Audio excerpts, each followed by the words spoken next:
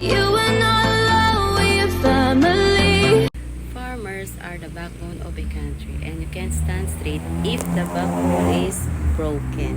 So guys, napakagandang post nito ng mga farmers, and our farmers is the real superhero. Imagine without farmers po. So, ano na naman mangyayari sa buong mundo, di ba? Wala tayong makakain. So, magiging mahal lahat ng bagay. Kung may farmers pa nga tayo ngayon, may agriculture pa rin nga tayo, di ba? Napakamahal pa rin. So, salute for all the farmers. So, doon sa nagsasabing bagay ako sa putikan, kasi magsasaka ang parents ko. Pagbigyan po natin yan, let's go! Guys, pupunta na naman ako sa bukid. Mag-isa kasi maulan siya. Hindi pwede mga bata. This is part 2 anyway. Nangunguha ako ng kamote. Nandun sila mga kasama ko. Gusto sumama ng mga bata, kaya lang ayaw ko pasamahin. Kasi umuulan.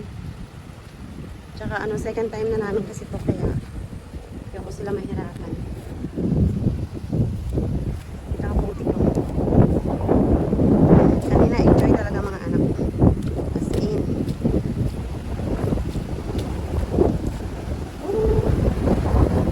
Tapos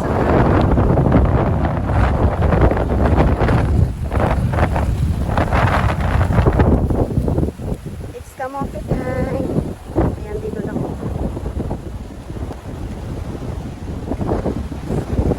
Lakas pala ng hangin dito.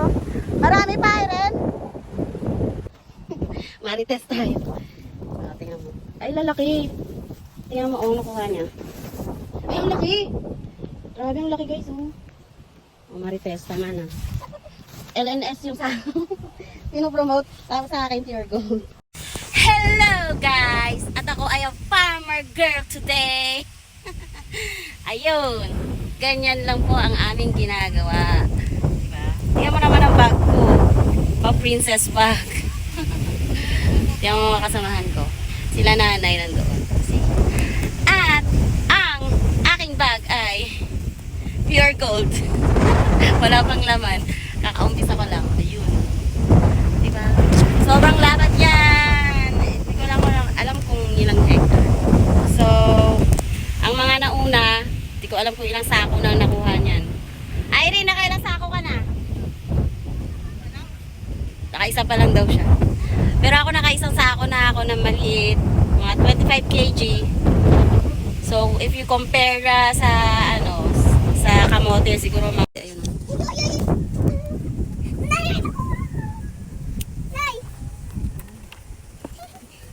Ay, kaya inakit.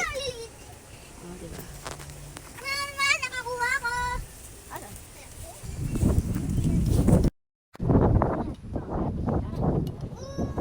Guys, eto. Inugasan ko po siya. Ito, super worth it naman. Kaya lang, ang dumi talaga ng damit ko. Tapos eto, yung mga malalaki. Eto yung mga may slice. Or ano lang yan. Potato chips, kamote cube. Worth it. Pwede ng french fries? Eto, mga ganito. French fries, pwede to. Ganito. Ano ko na. So, this year, hindi muna ako magtitinda nito. Last year, kumita ako ng almost 2K. Pero, kasi hindi na ako masyadong nagbabantay sa school, not allowed. So, hindi muna ako magtitinda. This is for food consumption na lang po kasi nga, medyo mahirap ngayon magbenta kasi halos wala yung mga kasama ko. Yung mga dating batch ko last year, wala din sila. So guys, ito overall, ito na po siya. Yung ko. So, kahit late na po ako kasi mga kasama ko, I think since last week nangunguha po sila. Ako, today lang talaga. Tapos within 2 hours, ayan po lahat yun. So, bali 3 hours po kasi bumalik ako doon. Ang kagandahan lang sa akin kasi nagkataon na kahit after 2 weeks pa akong nanguha is nagkataon na tina-tractor na nila yung so sumusunod na lang ako kasama ko yung mga anak ko. Sinusundan na lang namin yung tractor kasi Ayun, mas ano siya, mas madali po siya. Kaya lang, ayan mo, ang lalaki. Not for sale. Sabi ko, puro not for sale. For food consumption lang po siya. Kasi hindi po siya ganun kaganda ngayon yung variety. Alam niyo po kung bakit si. Ang dami pong tapyas pala pag, ano, hindi mo siya minano-mano. Ang dami pong tapyas. Eh, sayang. Ayan o, ang lalaki. Ang dami. For, eto yung gagawin kong, ano, yung pang kamote kyo, ayan, gagawin ko po yan.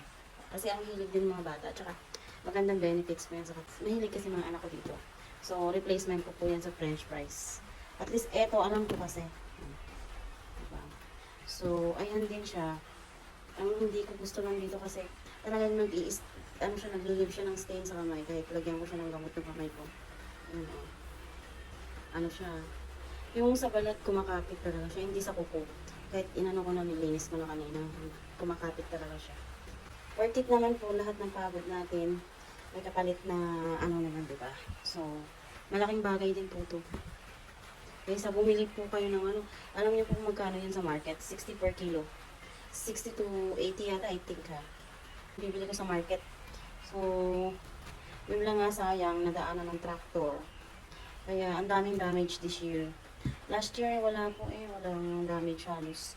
As in, buo-buo yung kamote. Kaya, ano, nadadala ko siya, nabebenta ko siya. Ngayon, nakakahiyang magbenta. Ganun. Tsaka, hanggat maaari, sa dami ko kasing bitbitin din araw-araw paghatid ng mga bata. Parang tinatamad din ako. Kasi, yung opera ko din po kasi, hindi ako pwede magpapagod ng marami. Ano. So, ayan. Sobrang sakit po sa likod ng after. As in, ngayon yung back pain ko ang tindi. So, salute for all the farmers. So, guys, ayun nga. Eto, nagpapa-dry ako ng hair bago matulog. Kasi nga, naligo ako ng bongga dahil dun sa bukid na yun. So, ayan. Kailangan kahit anong pagod natin, maintain pa rin natin yung, di ba? Sobrang pain, nagnanumb siya. Kaya kailangan, may pangganyan akong baon na araw-araw sa school, sa bag ko. Hindi yun mawawala sa bag ko, yung massage ball. Kaya, nagtataka siguro ko yung lagi sa bag ko, may mga ganun. Kasi, ginagawa ko, minamassage ko. Ang creepy naman, nandun pala yung anak ko. I wanted to prank you. Ayan, they helped me in the farm today. So, ayan. I'm sleepy. Okay, you go first then. You go na to the bed. You brush your teeth? Yeah. Okay. Watch them. So, she helped me out in the farm today.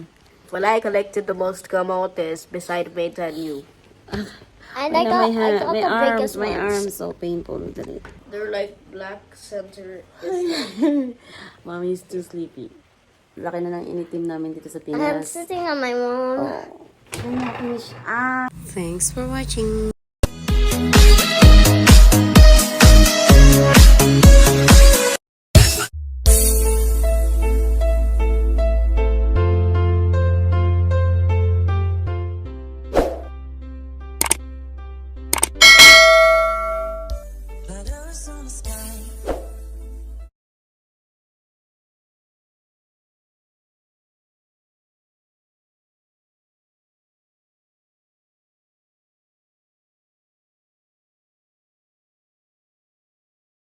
Thanks for watching.